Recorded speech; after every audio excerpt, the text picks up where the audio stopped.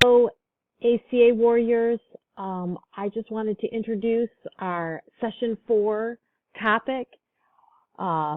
It's one of my favorite and one of my challenges, all rolled into one, and that has to do with time management. Time management, as you know, is the process of organizing and planning how you're going to divide your time between specific activities. Good time management allows you to work smarter, not harder. And that's so as opposed to looking at this as yet another lesson, it is really about giving you, getting more done, managing your energy and your time so that you aren't stressed out. So it seems like we never have enough time in the day, but since we all get the same 24 hours, do you ever find yourself wondering why it is that some people achieve so much more with their time than others? Well, the answer is more likely their time management. High achievers, those most successful, manage their time exceptionally well. So what is time management? Time management refers to the way that you organize and plan how long you're going to spend on specific activities. It may seem odd to you that you're going to set aside time this week to do assignments that encourage you to learn about time management, but the benefits are absolutely there. I've told you this class is about yourself. Be selfish and say, my time is valuable. I want to learn. I want to be successful. Schedule it and then follow through and do it. You'll see greater productivity when you manage your time correctly. You simply get more done.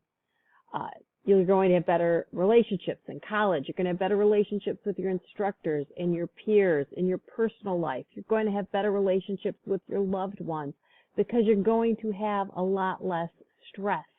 You're in the moment with each one and not going, oh no, I should be, because you've said what you're going to do and you do it. Hopefully you're going to say that it positively affects your mental health as well. You're going to definitely see your grades increase and you're going to have more opportunities for scholarships and internships. You're going to achieve more in the direction of your career goals. And you can put it in chunks, things that you can manage versus I've got so much to do. Break it down into manageable tasks and then schedule those tasks, right?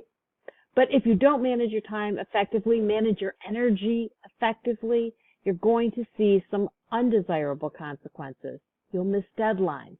That'll cause you to have low grades or failing grades. You'll be less organized, which is going to affect how you get your work done, and it's going to impact the quality of your work. If you have poor time management skills in a career, you're going to have poor quality of work. And do you think a boss will appreciate that? You don't want your time management to affect your professional reputation, and you don't want to stall your career or to affect your earning a promotion. I don't want that for any of you. Nobody wants more stress on themselves or in their relationships. So, spending a little time now learning, really investing in yourself and investing in your time and your ability to manage that time with good techniques will have huge benefits later in your academic journey here at Nash and throughout your future career. I truly want you to embrace the concept of learning about time management and thinking about time management this week. Please, if you haven't already, check out the procrastination video with Ellen DeGeneres.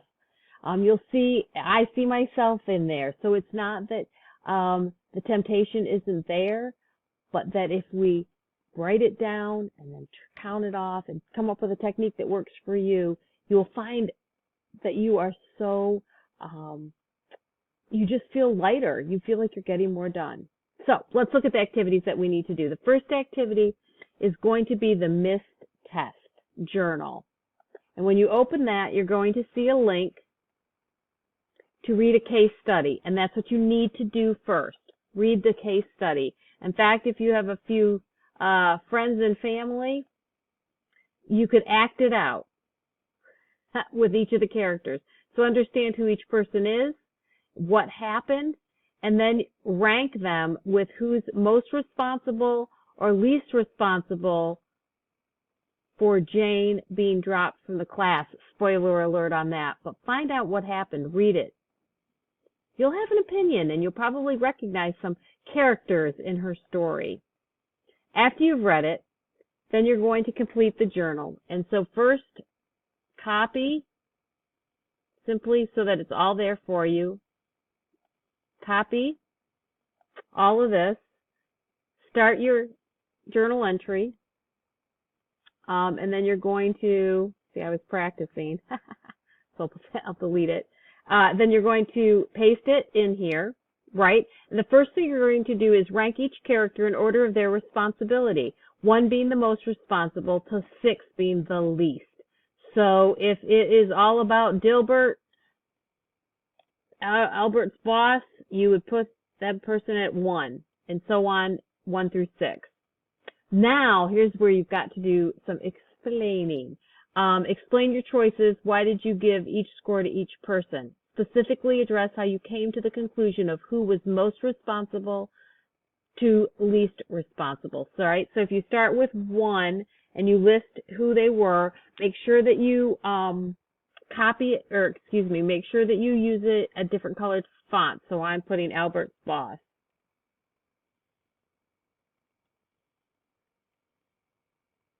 Is the most responsible because, and see, I can misspell just like the rest of you, and when you click on it, you get spell check. And then you're going to write in complete sentences, and please give me a sentence or 2 for each of these. Then you copy it or highlight it, go to the paint, highlight it, go to the paint, and select a different font color. Why? Because it allows you to really see what your contribution is. It makes it stand out for me, but also for you. Now, the final question at the end should be answered in paragraph form. I define a paragraph as a minimum of 3 sentences, typically 3 to 5, and is going to address the question, what should Jane have done differently to ensure success in her math course? And you may have a lot of ideas. Sit Jane down and tell her what she needs to do. And hopefully you're going to see that there are things she could have done differently. And again, you paste, or you put your comments in, you change the color, font, take a look and see, yeah, that looks complete. Then you are going to save your changes. All right. And then from there, we're going to take a look at the second assignment in this, which is, the first was an activity. This is an assignment project. It's the time management plan. And you have to see that you've got to click on and follow this directions video. You need to watch the video. Once you complete that video, then you'll access the time management plan assignment. Remember, you have to be logged into your Nash email account to be able to make a copy. When you get here, you're going to know what to do to complete the assignment because the video will explain all the expectations for you. So you'll complete that, and then you will reflect on the questions, and you will add your submission. You will submit it once you complete it. Please make sure that you reach out to me if you have any questions, and I am so happy to help you. I hope that you find the session provides you with the opportunity to truly research, plan, and reflect on what you're going to do to increase your time management skills. After all, time management is one of those keys to college success, and it's a key that I know you hold.